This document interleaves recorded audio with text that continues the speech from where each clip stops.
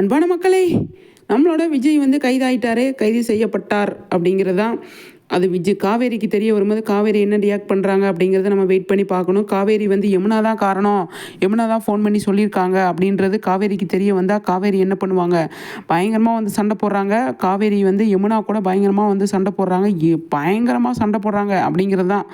பயங்கரமான சண்டை அப்படின்னா அதிலே புரிஞ்சுக்கிற வேண்டியதான். ஆனால் வந்து விஜய் உண்மையிலே பாவங்க. என்ன தான் பண்ணார்? ஒரு பாவம் பண்ணலையே, இப்படி ஆகிப்போச்சே அப்படிங்கிற மாதிரி எனக்கு பயங்கரமாக ஃபீல் ஆயிடுச்சு. யமுனாவுக்கும் காவேரிக்கும் பயங்கரமாக வந்து முட்டிக்குது, பயங்கரமாக வந்து அடிச்சுக்காங்க அப்படிங்கிற மாதிரி தான் வந்து கொண்டு வராங்க.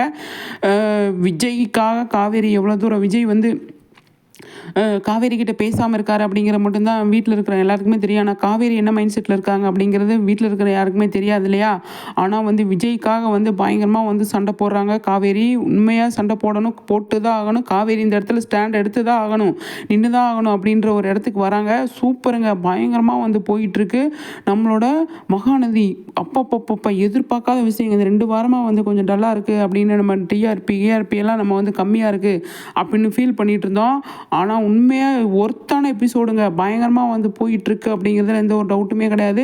காவேரி உச்சக்கட்ட கோவத்தில் இருக்காங்க. இனிதாங்க காவேரியோட சுயரூபத்தை பார்க்க முடியும். காவேரினா சும்மா நினச்சிங்களா அப்படிங்கிற மாதிரி பயங்கரமாக வந்து ஃபைட் பண்ண போகிறாங்க. காவேரி வீட்டில் இருக்கிற எல்லாருமே எதிர்த்து காவேரி ஒரு முடிவு எடுப்பாங்க அப்படின்னு சொல்லி தோணுது.